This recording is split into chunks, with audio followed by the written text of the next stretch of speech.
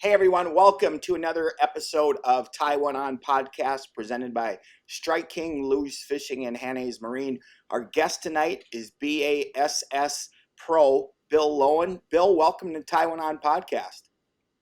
Thanks, guys. Thanks for having me.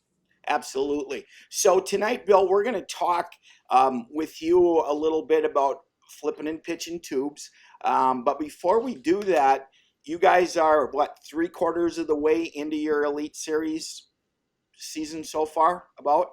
Yeah, we are about 3/4 of the way through. We got three left, and the last three, it looks like we're going to be a lot of drive time and a lot of burnt fuel. Lucky it's cheap, huh? Oh yeah, it's getting a little bit out of hand. Absolutely, it is. So, Bill, home for you is in Ohio. Well, originally I'm from Ohio, and then about 14 years ago we moved to Indiana. But I just moved right across the state line, and I'm only about 45 minutes from where I did live in Ohio. Where I grew up, right there on the Ohio River. Sure, sure. So, talk about your season on the BASS circuit so far. So I've been having one of those what we call a roller coaster season. I started out in Florida this year with a really good event. I finished like 13th or 12th. I forget exactly what it was. But it seems like this year I'm having a really good one and then I'm having a really bad one. You know what I mean? It's kind of been that roller coaster ride all year. And I've been having one of them years where, we don't want to talk about it, lost fish. I'll use Pickwick for example. The last event we had, the last day of the event, I should have had five that went close to 20, and I had three that weighed 7. I just couldn't boat them. It's kind of ironic that we're going to talk about pitching tubes around because that's what I was doing there. And I got on a deal where there was some big smallmouth and some big lay down trees out on the main river, and I just couldn't get them out. They'd either get wrapped up or come up and throw it, or just one of them deals where everything that could go wrong went wrong. And hopefully, I got all that behind me in these next three. I'm right there. I'm in the classic cut right now, but I don't have any room for any errors, so I need to make sure I catch them in these next three. Make sure I make that classic in Knoxville on the river there. So, gonna try Sure, my hardest to make sure that happens. sure. And you've qualified for 8 classics, I believe. Is that right?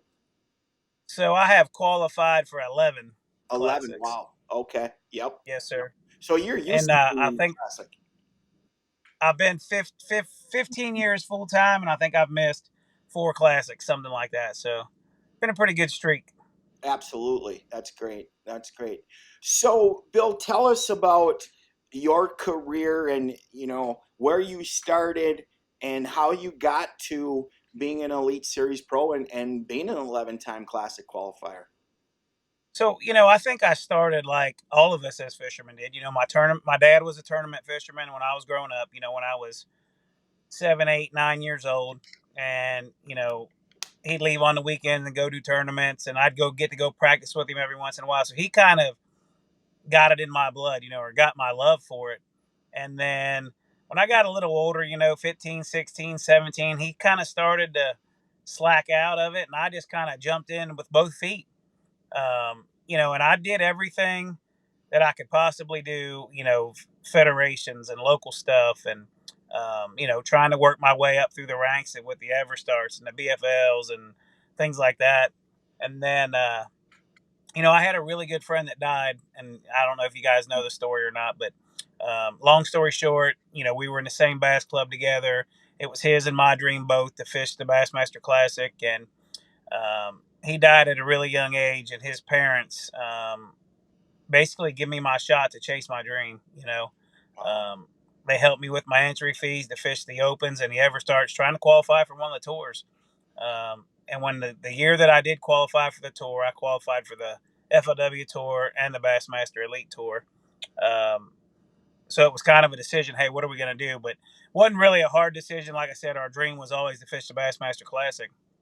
Um, but I didn't know how the heck I was going to make that happen. That was back then. It was a $50,000 entry fee, and I didn't have any sponsors. And my buddy's parents wrote me a $50,000 check to Wow. uh, cover my entry fees on the Elite. My first year on the Elite series, I qualified for the Classic. I think I finished 23 or 24 in the point, something like that. They got to come to the Classic. I got to thank them in front of the whole fishing world for what they did. And, it's kind of one of them bad stories that ended out with something good. You know what I mean? They got to live his dream through me. And um, if I could give it all, if he was still alive and I could give it all up, I'd do it right now. But yeah, it's just that's kind of how I got my shot and I got my opportunity. But I just worked my way up through the ranks, and like I said, if it wouldn't have been for them giving me that shot to try it, we wouldn't be talking today. That's But awesome. it's definitely the hardest thing, without a doubt, that I've tried to do. Before I did this full time, I installed flooring. I went to college to be a conservation officer, and my love for fishing just, it's hard to put that to the side. And I installed flooring with my father. That way, I didn't have a boss to tell me, "Hey, you can't go to an event or whatever." I'd bust my butt and make enough money to pay entry fees and bills and take off to the next event. It's just one of them deals. I was blessed that everything worked the way it did, and been able to make a career out of it and live my dream. At the end of the day, you can't put a price on that.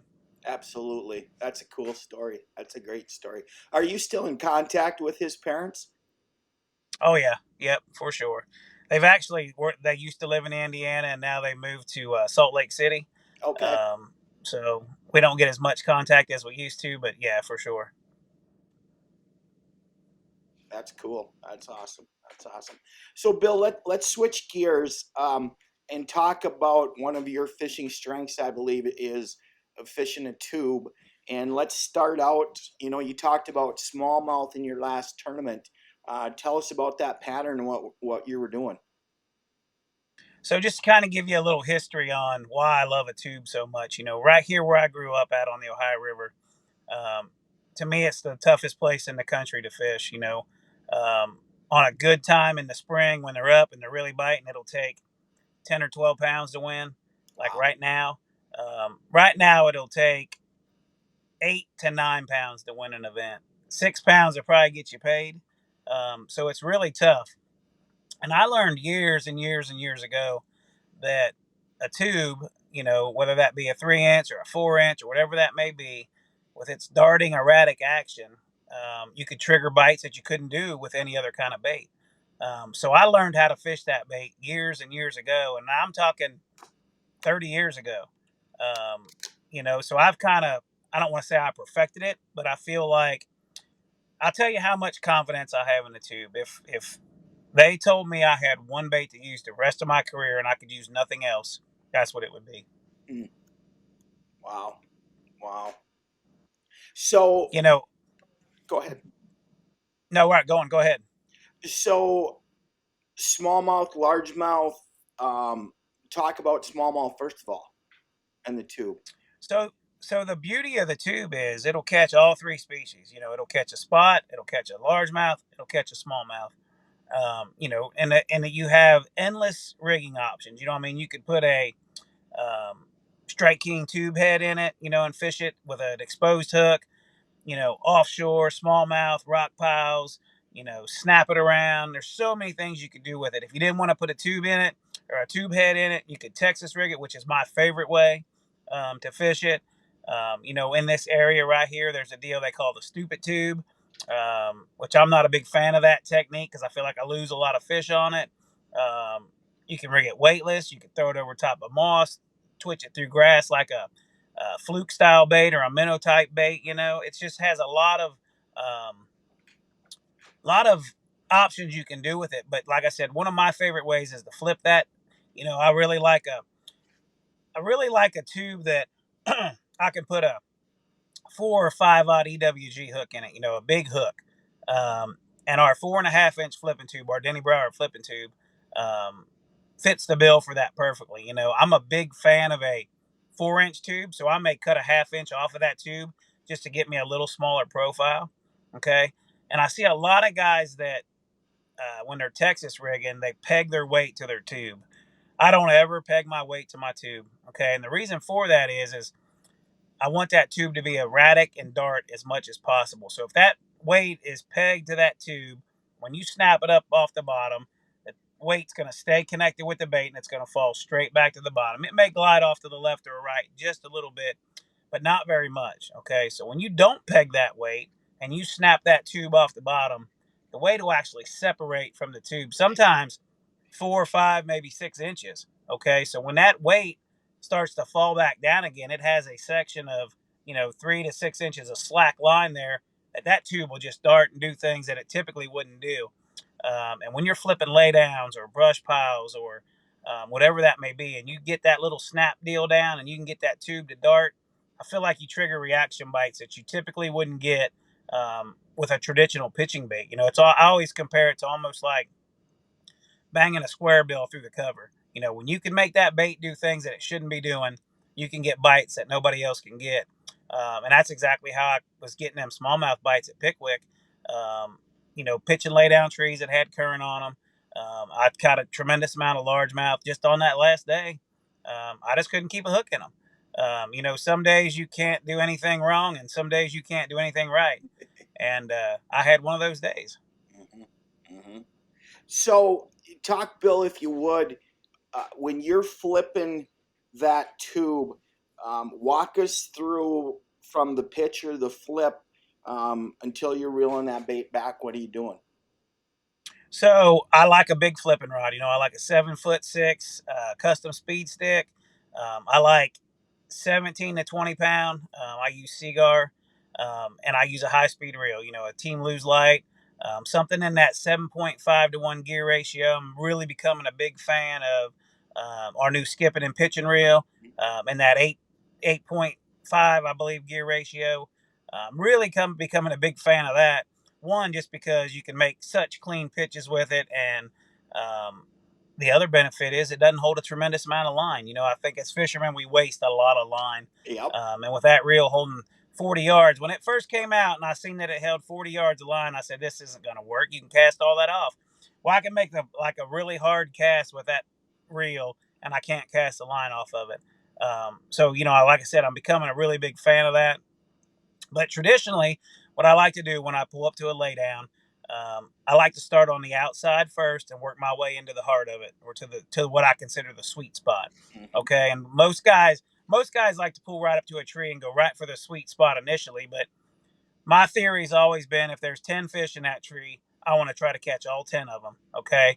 And I feel like if you go right for the heart of it and you get one in there and you maybe get him wrapped up or he just makes a bunch of commotion, you may spook those other fish out of there.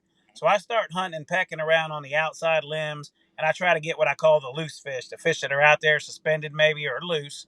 And I'll work on those fish first, and then I'll go to the heart of it. But typically for me, if there's current out there, which is what I typically try to look for all the time, I like to always be pitching upstream and let that current float that tube into that cover. I typically pitch it in there and let it go down on a slack line. This isn't a technique where you want to stay with the bait. You know what I mean? You want it to go down in there. You want it to be erratic. And when it hits the bottom, I'll do that little snap, little jerk that I do and try to get that tube to hop off the bottom and dart left and right and trigger that reaction bite. Um, like I said, that's my absolute favorite way to fish with that bait. Um, and last time at Pickwick, it bit me in the butt. You know, Mm-hmm. it was. I'll tell you how bad it went. In the last 5 minutes of that derby, I had three in the box, and I stopped on a tree that looked good that I saw that morning running up the river. And I pulled in there and I got square with the tree, and I first pitch in there, it's going down, and the line hops, and I set the hook, and it's a 4 pound smallmouth. And she comes up to the surface and does one of them little tiny jumps, and gets wrapped around the limb, and she's hanging there, and she comes off. Mm. I was like, oh my goodness. So I wind it in, I fix my tube, I pitch back in there, I go to lift it up off the bottom, and it's heavy. I set the hook. It's about a 3 pound smallmouth. I get it all the way out of the tree, and I know it's getting ready to jump, so I'm just going to boat flip it. And she comes off midair and goes back in the water. Mm. So I fix my tube, I pitch right back in the tree, and I get a bite, and I catch that fish, and that was my fourth fish. And that's just the way the day went. You know what I mean? At that point in the day, I knew it just let's wrap it up and go to the ramp because just today was not your day. Right, right, right. Wow. That's a good story. Well, it's an interesting story with not the greatest ending, but so you mentioned 17 to 20. That's fluorocarbon line then that you're using. Yes, always fluorocarbon. Always Yep. fluorocarbon. Okay, okay. Yep. What about The only time I would deviate from that is if maybe I was flipping heavy grass or something like that. But typically for me on a tube, it's going to be 17 to 20 pound fluorocarbon, especially if I'm flipping. okay, okay. How about tube color? Give us your thoughts on that. You know, I always say that colors are to catch fishermen. Um, and I've always been a simple guy, whether that's cranking, spinner baits, jigs, whatever that may be. Um, I'd say if I had to pick two colors, I would do green pumpkin or black and blue. I mean, I feel like you could take those two colors anywhere in the country um, and catch a bass. Hmm. I mean, let's face it, man. I mean, Strike King makes some phenomenal tube colors. You know what I mean, for smallmouth, largemouth, whatever that may be. But I feel like the simpler you can keep your fishing, the better off you're going to be in the long run. And you can carry a handful of colors. Typically, for me, I'll carry green pumpkin, black and blue, June bug, black neon, um, and something white. Typically, those five colors will get me through any kind of situation that I'll be in. And then with dye markers and things like that, you can add your chartreuses and oranges and things like that.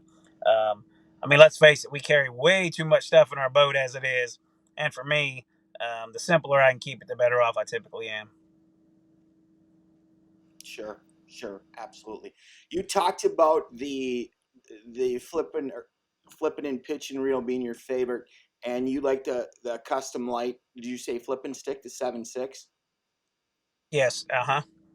Okay, okay, awesome, awesome, good.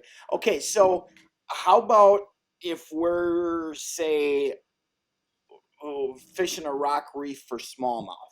Is your approach going to be different? Yeah, my approach will definitely be different if we're using that tube.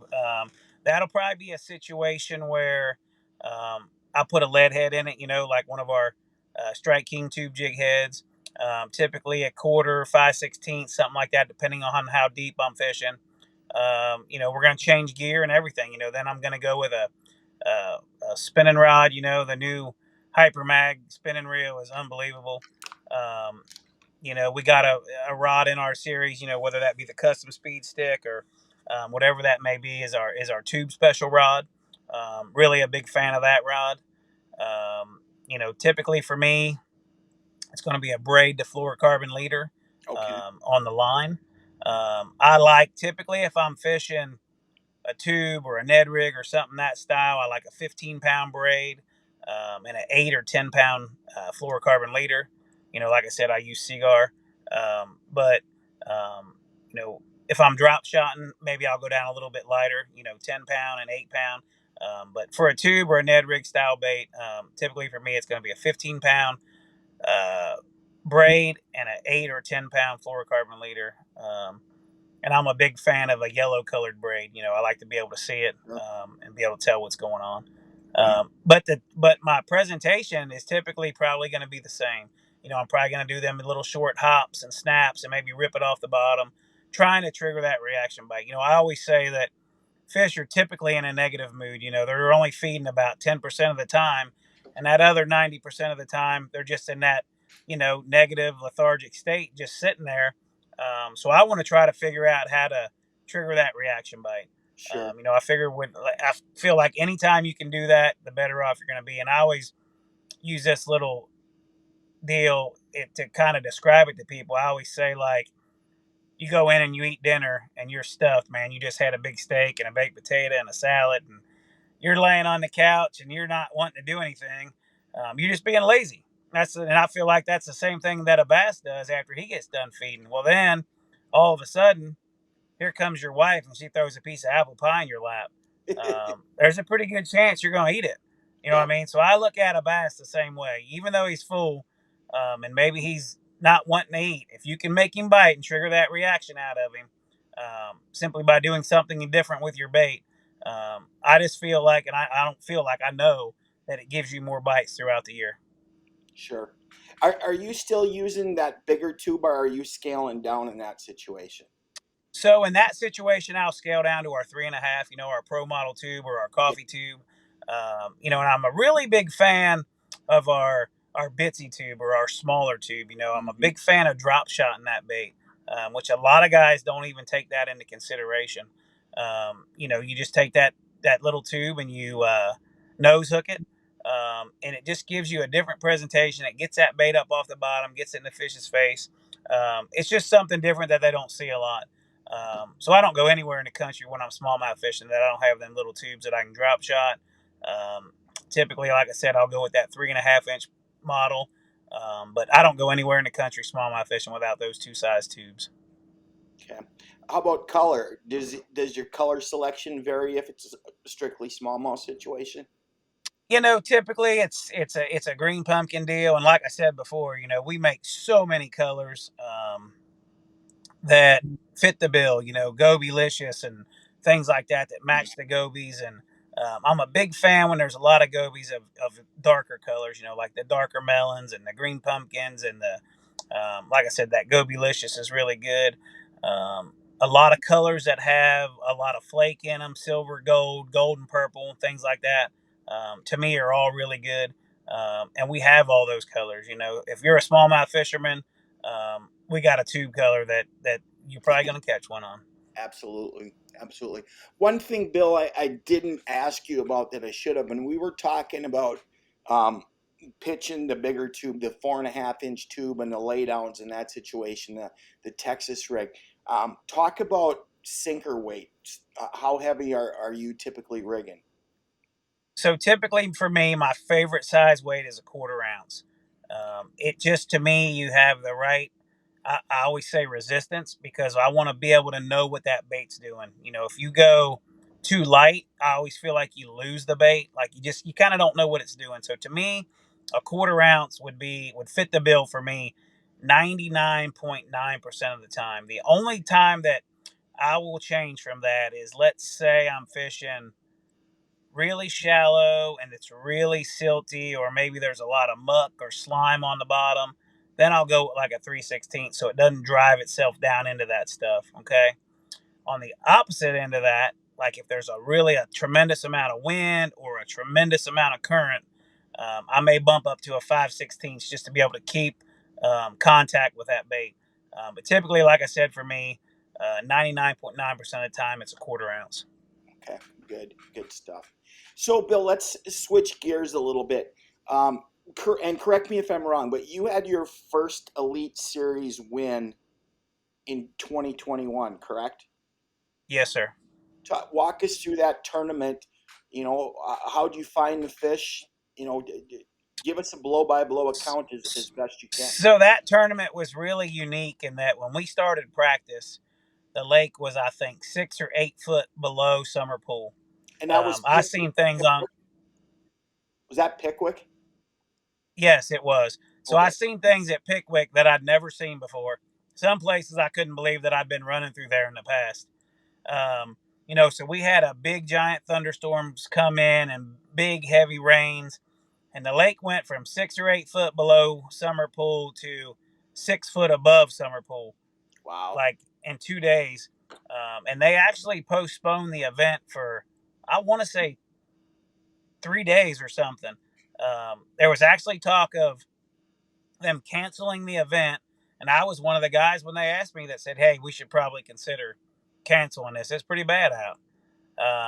But they just postponed it, and we got to go out. And I had a deal catching some fish, flipping a jig around some isolated stumps and grass, and um, definitely didn't think I could win the tournament, but I thought I could, do really well in the event. Well, that morning when I got to that spot and seen what was going on, there was so much current in the river that the trolling motor, um, my 112-pound Ultrex, would not even pull the boat forward. So I Wow. was like, this is not going to work. And me growing up where I grew up is contributes everything to why I won that event, because I grew up here on the Ohio River and experienced flood conditions all the time growing up as a kid. So to me, it was just another day. And I knew that when that happens, typically those fish get pushed to the first available cover that they can find. Um, to get out of that current, and that's exactly what they did. I just went, 100 yards to the bank. There was an island there that had trees laying all over in the water that were dry, completely dry in practice. Wow. And the first one I pulled up to, I pitched my jig in there and I got a bite and I missed that fish. And the next tree I went to, I caught a 4 pounder. The next tree I went to, I caught a 4 pounder. The next tree I went to, I caught a 4 pounder. And the next thing I know, I got 20 pounds. Wow. So I bounced between the trees and some docks that were in that area. And then on the third day, the water started to fall. And then come the fourth day, a lot of those places that I was catching fish were dry, starting to get dry again. Where they had 3 or 4 foot of water on them, now they only had a foot of water on them. And generally, as a rule of thumb, when that water starts falling, them fish pull off of that stuff. So I had to scrap my game plan and basically start all over on the last day of the event, and was very fortunate to make the right calls. I switched to some deeper docks and got a couple bites. I started fishing some bluff ends that had, deeper 6 to 8 foot of water on them and got some key bites. And then I had one stretch of docks that I got some bites on in practice, and I fished them every day in the event, and I never had a bite on them. And then on that last day, I figured out that those fish were positioned on these bluffs, and it just so happened that this section of docks, there was only 4 docks, was between these two bluff walls. So I just said, what the heck, man? We're right here. We might as well fish up and hit these docks. I had some bites on them in practice, and sure enough, I catch another keeper off of the one dock, and then I catch a 8.5 or 8.6, whatever it weighed. And that was the fish that won the event for me. It was almost like God was holding them fish for me for the last day, because, like I said, I fished it for the first 3 days and never had a bite on them. So it's just funny how things work out. And Hmm. that was just a tournament for me that, without a doubt, I was in my comfort zone and fishing the way I grew up fishing on the Ohio River. And you said you were fishing a jig? I was pitching a 3/8 ounce jig around, just kind of letting it float into letting that current push that jig. Almost like I did catch a few fish on a tube in that event, and I did catch 3 or 4. It was either the second or third day. Really big bites, like 5 pound bites on a rodent. Pitching it to Pickwick has a lot of I call them cattails or reeds on the Hmm. lake, and them fish getting them to spawn. Well, I caught some big ones flipping that around in the reeds that were definitely key bites on. I think the one day I had 23 something, almost 24 pounds, but my key bites that day all came on a rodent. So it was just a kind of a junk fishing deal where I just bounced around between a couple, 2 or 3 baits, but predominantly for me it was the jig that time. Okay. Okay. So you're headed north for the rest of the events now. Um, what do you look for, and what's your comfort level when you get north? I've always been that guy that's been known as that shallow water angler, mud puddle fisherman. If the trolling motor's not kicking up mud, I'm not happy. You know what I mean? It's like if I tie on a 10XD, I don't even feel like I'm gonna hit the water when I throw it out there. I just wasn't raised fishing that way. Right. You give me a KVD, you give me a KVD 1.5, and I can beat the paint off of it. But when I go up north, I don't have that mental block. You know what I mean? I don't have any problem going out there and fishing 20 foot deep with a drop shot or being offshore on rock piles. Um, so I can go up there and do that, but my comfort zone as well is up there shallow, Sure. throwing Ned rig style baits around or little hair jigs, fishing up there where I can see them cruising around, them little wolf packs. I like to fish for those. Um, so when we go up there, I feel really comfortable. The river has a tremendous amount of current in it. I love fishing current. This year we're going to have access to the big lake. So I feel like anytime you have access to the big lake and you don't go out there, you don't have an opportunity to win. That's Right. just the caliber of fish that live in the lake are bigger than the fish live in the river. You can go fish in the river and finish really well, but I feel like if you can get to the lake, um, that's where you better be. So we're going to probably concentrate on the lake. Um, if that don't work out, I guess we'll have to live in the river. But I'm gonna try to make that lake thing work, and then when we get done from there, we head to South Dakota to Lake Oahe. and that's going to be a straight up smallmouth deal. There'll be no largemouth involved with that one, and it'll be another deal where, um, Ned rigs, drop shots, things like that. That place is kind of unique in that you can catch them up shallow, cranking or Hmm. pitching, throwing a football head jig or something like that. So it'll be really interesting to see what happens in these next two. And then the one I'm looking forward to the most is the Mississippi River. Yep. They're out of La Crosse. Um, I love that river. It just fits my style really well. But it seems like when I go to La Crosse, I either do really well or I do really, really bad. Um, so hopefully this year, um, she don't bite me in the butt and we can go there and have a good event. Sure. And put you in the classic, hopefully. Oh yeah, for sure. Absolutely, absolutely. Bill, that's some really good stuff, and we certainly appreciate you taking the time to visit with us tonight on our Taiwan podcast series.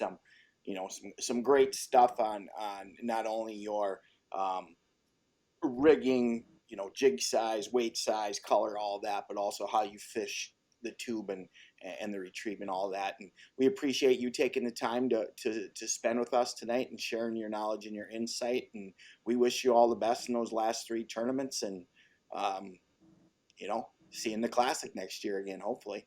All right. Well, look, I appreciate it, and I appreciate the opportunity, and look forward to doing it again. Sounds good, Bill. Take care. All right, buddy. Thank you. Well, there you have it, folks. That was B.A.S.S Pro, an 11-time classic Bassmasters Classic qualifier, Bill Lowen, with some great insight in fishing tubes. Let's switch gears now and let's go into our segment where we talk boats and motors and we get with some of the experts in the industry. Tonight, joining us will be Tom Ferdinandt. Tom is the lead salesman at Hanna's Marine in Minneapolis, Minnesota. In addition to being a boat salesman, Tom's a really good fisherman. I've spent some time in a boat with Tom. He's an outstanding stick, and he's got a lot of great knowledge. He's made a career out of selling fishing boats and done a great job. So he's got a lot of great knowledge and expertise and insight that hopefully can help you if you're in the market for a new boat. And so with that, we will welcome in Tom Ferdinandt from Hanna's Marine. Tom, as always, welcome to Taiwan On. How we doing, buddy? We're good. We're good. Good. So tell us a little bit before we get into, we're going to kind of quiz you tonight about some tips for ordering your next fishing boat. But before we do that, give us a little update on how things sit inventory wise and how sales have been and what you guys got going on at Hanna's Marine. Well, inventory-wise, we're sitting okay. More than last year, but not near enough. We're starting to see some 2023 product. We'll start rolling in the doors here in a couple months. Um, Sales, April was a little soft just because of the weather. It was cold. May was stronger, and June was good just because of the heat. This heat we've had these past couple weeks really gets guys in the mood to get on the water. So Sure, sure. So what have you guys been selling? Has it been a mixture of pleasure boats, pontoons, fishing boats? Has one been more popular lately than the other, or kind of where are we at? Oh, right now what we're selling is, mostly tin fishing boats. The pontoon sales are kind of done. Most of that happens pretty early in the winter. Everybody ordering their pontoon, and then along with our bigger, glass boats, that always gets done. Now until January, those get ordered up, and now it's the aluminum fish boats. The G3s is what sells right now. Sure, So sure. in the And you used guys market. have had a good year selling G3s? Awesome year, yeah, yeah. I mean, can't get enough of them, but we're doing good with them. They're feeding us pretty well. That's good. That's good. Hey, Tom, let's talk. Um, if I'm in the mood or in the market, I guess would be a better way to put it. But if I'm in the market for a new walleye boat, and let's start on the aluminum side. Let's say I'm looking at something in that 17 and 19 foot range. I'm going to fish, some mid-size, those 500 acres to 5,000 acre lakes that are really common across the Midwest. If I want to order a boat and get it, spec the way I want to get it, kind of walk us through that process, and then we'll switch and talk a little bit about pontoons and some of the glass boats as well. But let's start in the aluminum fish boat market. As far as aluminum fish boats go, it's, years past, say pre-COVID, you'd be able to spec out your aluminum fish boat in January the way you want it, February, March even, and get it by that fishing opener.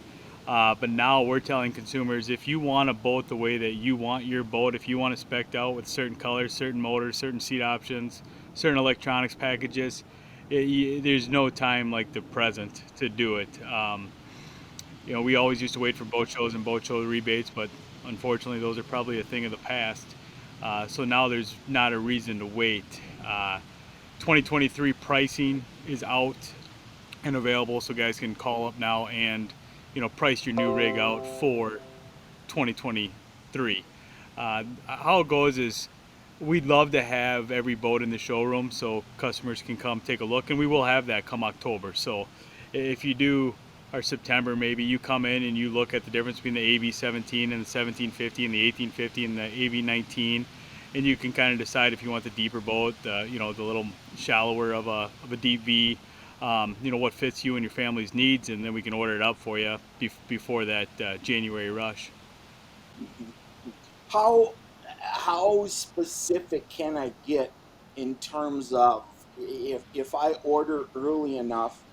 How specific can I be if I want a particular color and I want a particular motor? I know there's been some motor shortages and so on, but if I want, let's say I'm dead set on that 175 and saying an 1850.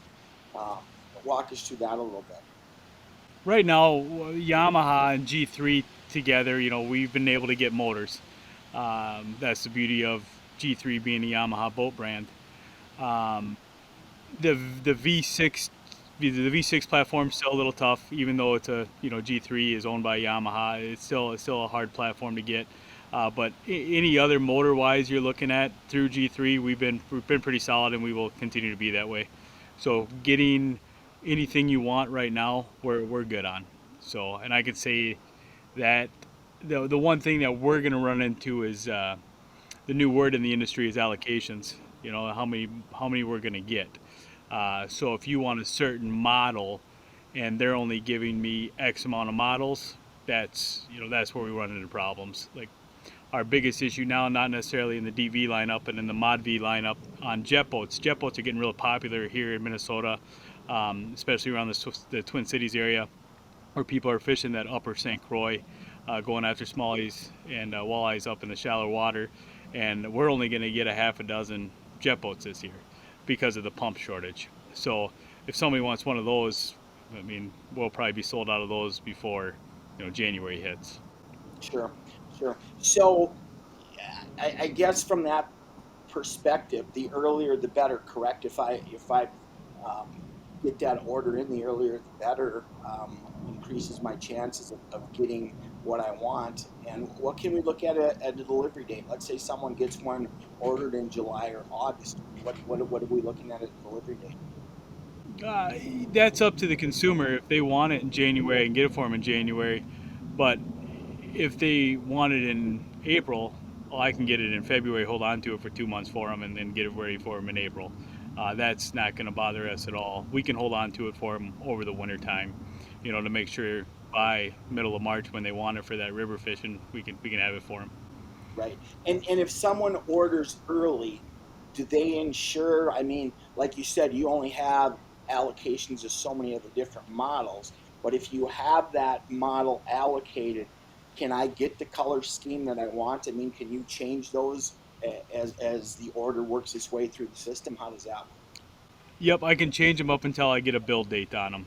So up until usually it's about a month and a half to 2.5 months before they go into production, I can change them. Okay, awesome, awesome. All right, Tom, let's switch gears. And you guys are a Yardcraft and a Bass Cat dealer as well. What if I'm in the market for a big glass walleye boat, or I want that Bass Cat bass boat? Walk us through kind of the timelines on ordering and when you could expect delivery and so on and so forth in that market. Oh, that's gonna be that's a different ball game. That's gonna be more motor specific on far as that goes. Basscat Yardcraft being a craft company, they're a large company, but they don't have a pull with an engine manufacturer like a boat brand that's owned by an engine manufacturer would. Uh, right now with Mercury Suzuki's, we're doing okay. You know, I can get you a boat in 6 to 8 months, depending on the motor choice. Some motors are easier to get depending on what motor it is, what inch shaft it is, what horsepower it is. You know, like 1 month we can get 400s, but we can't get 250s. I've got a couple boats down there waiting right now that have been ordered for 8 months that are waiting on engines. Uh, so with Basscat Yardcraft, there is a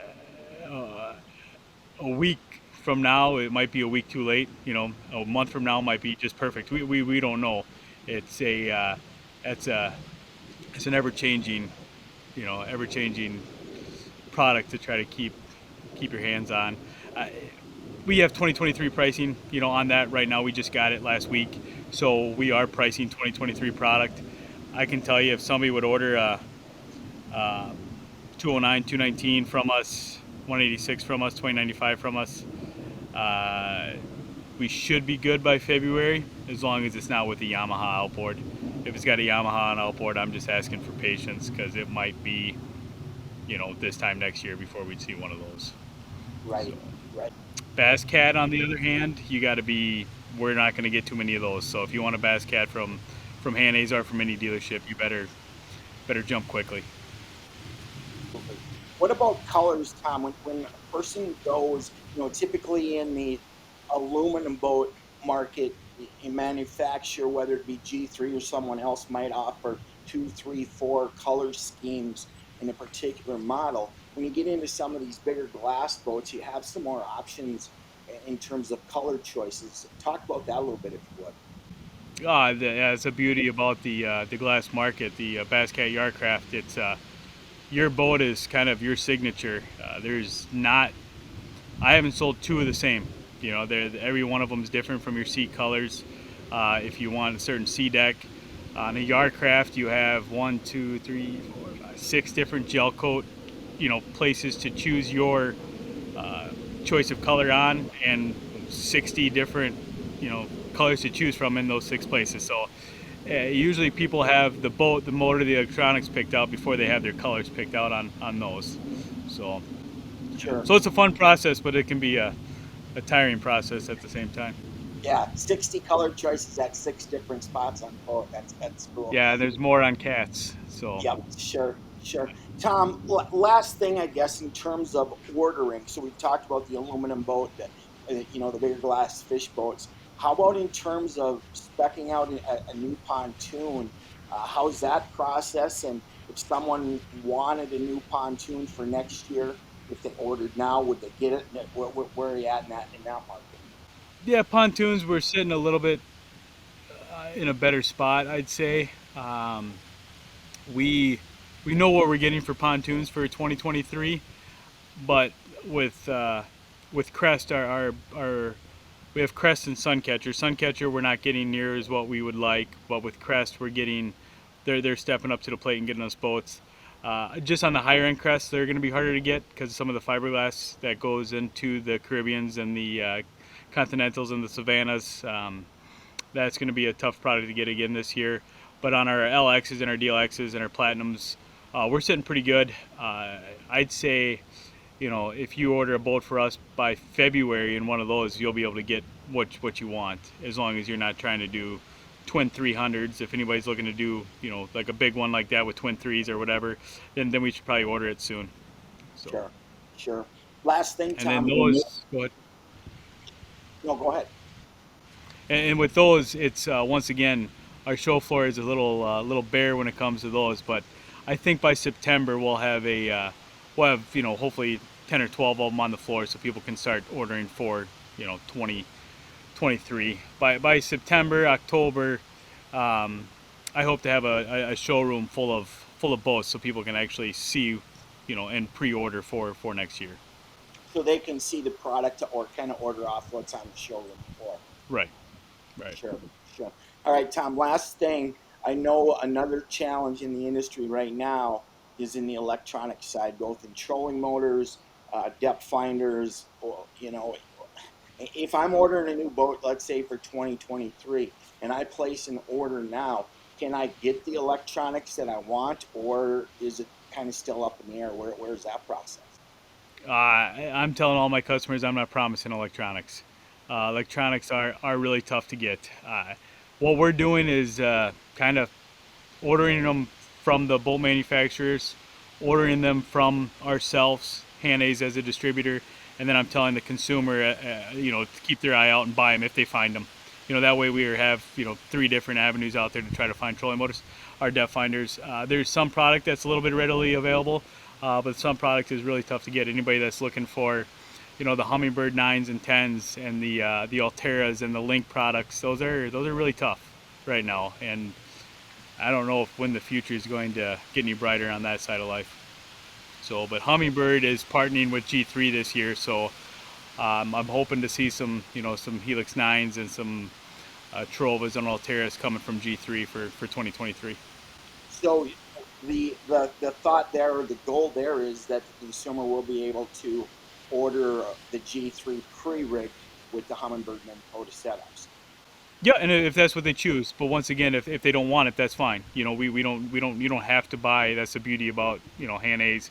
You don't have to buy the product with what the factory offers. If you want Lowrance, we'll sell you Lowrance. If you want a Garmin, we can get you into a Garmin, whatever you'd like. Sure, absolutely. Tom, as always, we appreciate your time. That's some great insight on, kind of the trends in the marketplace right now, and some good ideas and hints if our listeners are in the market for a new fish boat, pontoon, whatever it might be. Tommy, as always, we thank you for your time. We'll catch up with you again soon. All right, guys, have a good night. Thank you. So, folks, that was Tom Ferdinandt. Tom, again, is the lead salesman at Hanna's Marine in Minneapolis, Minnesota.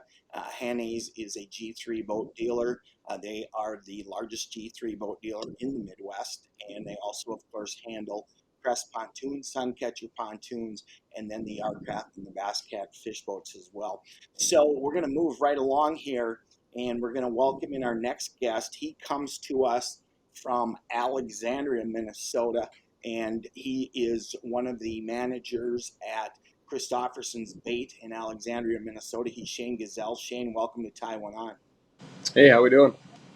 We're good. We're good. And folks, just so you know, Shane and I have kind of a unique relationship in that Shane is also one of the producers for our Fishing in Midwest television show. So Shane and I work pretty closely together in the summer, not only um, on the bait shop side, where I see Shane a lot at the start and conclusion of guide trips or other fishing trips, but we also spend some time together in the boat. And I can assure you that in addition to being pretty good in the bait shop and good with the camera, Shane's pretty good with a fishing rod and reel as well. In fact, I call him the natural because it seems like you put a rod in his hand and he's got a pretty natural way of making it catch a fish. So Shane, what's going on right now in Alexandria in terms of bite for the various species of fish? It's been very day dependent around here, is what I've been hearing at least. Guys are finding walleyes, but it's one day on, one day off kind of a thing. They've moved out to the edge of the deeper weed line. They're wanting to go to the deeper basin. They just haven't done that yet. They're kind of hanging around the structure, but on the deep sides of the structure now. Panfish, again, in the weeds is what I've been hearing mostly. That's crappies and bluegills. Guys that are having success they're moving around a lot, and then trolling, and then they get bit. They're going to slow down and work an area. Bass, off the spawn now, they're kind of transitioning into midsummer patterns, so you can catch them a lot of different ways. But I think finesse fishing is really going to be picking up with the warmer weather now. So a jig worm, Ned rig, drop shot, stuff like that. But the fishing's it's been fairly decent around here. Good, good. So Shane, before we talk more specifically, we'll get into a little bit each of those species specifically here in a little bit. Let's talk a little bit on the walleye side, the spring spot tail shiner thing is kind of done now, and now we're kind of into leeches and crawlers. Where are we at in terms of availability, particularly on the leech side? I know there's been some challenges there. How is that looking for you guys at Christofferson's? Yeah, leeches have been a problem all year. Now we've been able to keep them on hand for the most part as best as we can. It's again going to be, I don't know, it's just been week dependent for us. I mean, we try to get a new shipment in every week or every other week. We haven't been able to get as many as we want. You know, where they get trapped, they've been hit with the storms and the bad weather just as bad as the rest of the Midwest Minnesota here, and Sure. it's made it challenging. We're hoping, we'll have them, for the next few weeks at least. I'm hoping that we'll be able to get a lot more in and have them longer. But at this point, there's no guarantee that that's going to happen.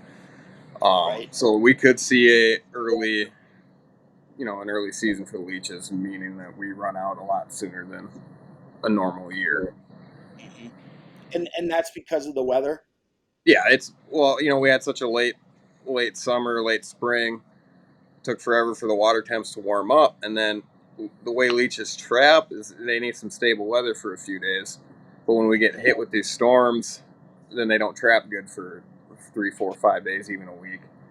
And we haven't had that many days in between some of these storms, so it's made it difficult for sure. Sure, sure. What about on the minnow side? Walk us through a little bit your selection of minnows at Christofferson's right now. Yeah, right now it's been, fatheads, crappie minnows, sucker minnows. Shiners have been kind of hit or miss. Spot tails are done. We try to keep golden shiners on as best we can. They've not been great availability on those last couple of weeks. They don't live very well in this kind of heat, so they don't they don't trap as many as they would in the spring and the fall. And we can't keep as many on hand anyways because they don't live this long. But sucker minnows, fatheads, crappie minnows, got you covered there for sure. Right. Well, and one of the things, Shane, and this is something that you and I have actually experienced in the boat. And there's an article in one of the leading fishing publications right now about different kind of minnow types and the need for chubs, red-tailed chubs, creek chubs, and I get that, but that sucker minnow, particularly when you're jig fishing for walleyes, I kind of think is a underappreciated, maybe even underutilized bait. It's still a minnow that'll put a lot of walleyes in your boat, particularly when fished on a jig. Oh yeah, I like a sucker minnow a lot on a jig. A lot of guys, you're right. A lot of guys think with this red tail, these chubs, and maybe if you're lindy rig fishing, that those tend to be a little bit better fish catcher, sure. But when it's on a back of a jig of some sort, I don't know that it matters. I think it ends up being the profile size of the minnow, and a sucker minnow is matching what a red tail or a chub would be anyway. So they're going to put just as much fish in the boat on a jig, especially, as I think any of those other ones will. Yeah, absolutely agreed. Shane, let's talk a little bit about that walleye bite now.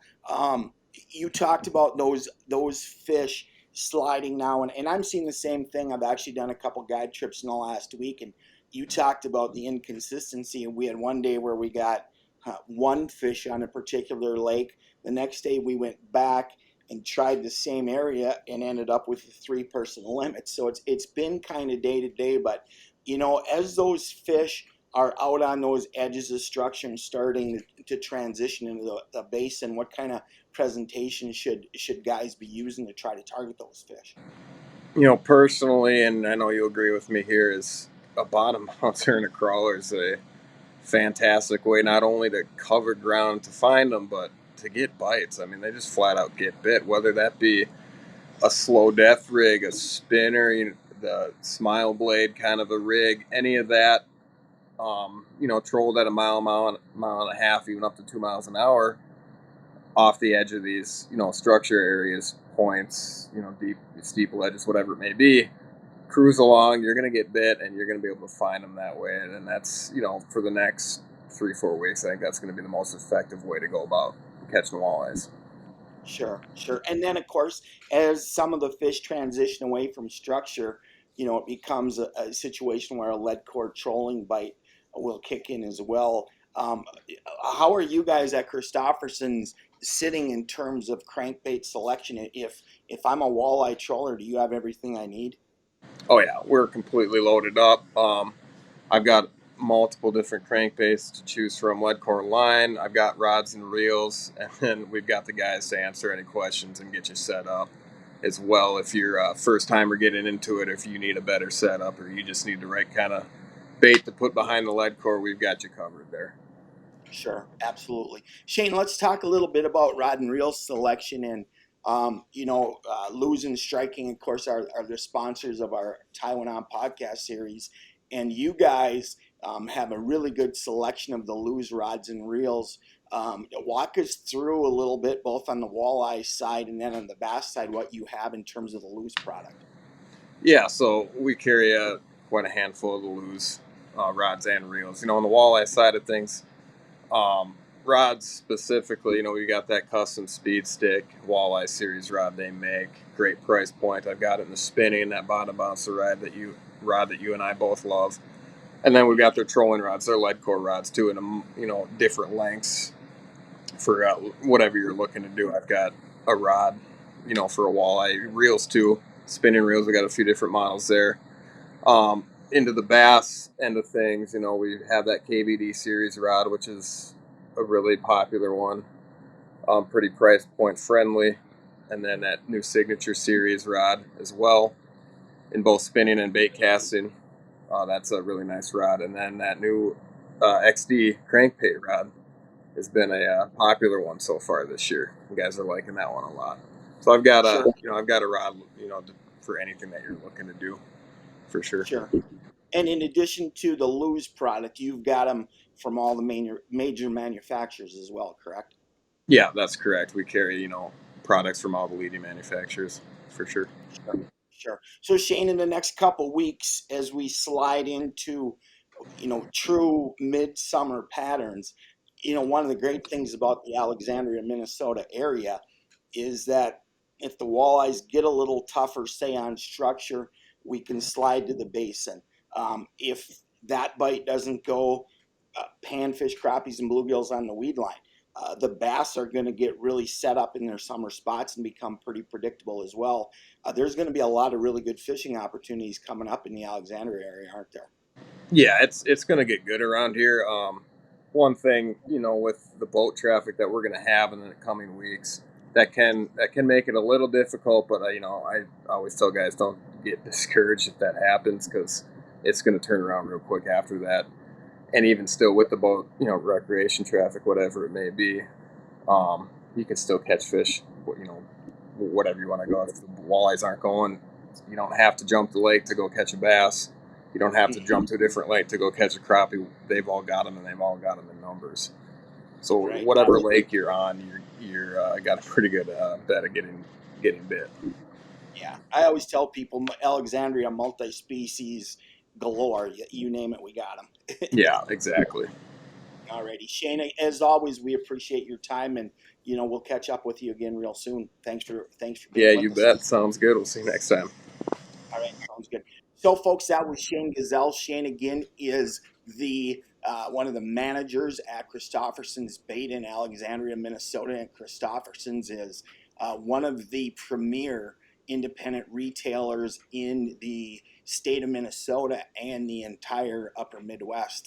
They have a tremendous selection of rods, reels, tackle, great selection of live bait, and I always say this about Christofferson's, and there's a few other places in the state that are like this, but they are one of the leaders in this. The people that work at Christofferson's are dyed in the wool, what I call fish heads, people that really fish. So when you go in there, you're not going to get a bunch of BS to just try to sell you product. You're gonna get a good rundown on what the bite is in the area for whatever species you want to chase, and then they've got expert product knowledge to help you get set up with everything you need. So, folks, that's going to wrap it up for another edition of Taiwan On. I am Mike Frisch. Really nice selection, or great selection of guests tonight. Bill Lowen on tube fishing. I mean, there's some stuff there that I'm going to use this weekend on my fishing trips. And then, of course, catching up with Tom Ferdinandt. I thought Tom had some really great insight regarding boat purchasing, specifically if you're in the market to order a boat. And then, of course, Shane with an up-to-the-minute Alexandria fishing report. Next week, the plan as of right now, and of course, because we're in the middle of summer and we're dealing with fishing pros whose schedule changes sometimes day to day, sometimes hour to hour. Our tentative plan is to be with Mark Zona next week and talk smallmouth bass, summer smallmouth, but that could change. But until then, as always, I'm Mike Frisch. We thank you for tuning into the Taiwan On podcast. We'll see you again next week. And as always, remember to include a youngster in your next outdoors adventure.